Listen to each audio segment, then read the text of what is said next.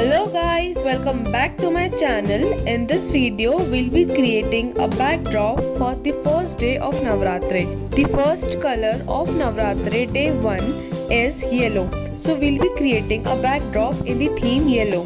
Firstly, cover the table with any dark color cloth and then take this wooden frame. You can get this easily on any wooden frame shop. Now take a patta or chowki and tie this with a thick thread from all the four sides and hang this with the wooden frame. Now cover our hanging jhula or chowki with some orange and yellow garlands. As per our theme, take a yellow color sari of georgette or net and drape this around the wooden frame. Hang the either sides of this sari like a curtain, as you can see in the video.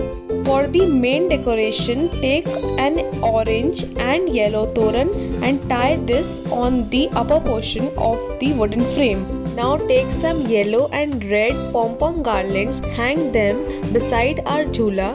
Keep two petal diyas on the either sides and cover their lower portion with mogra mat.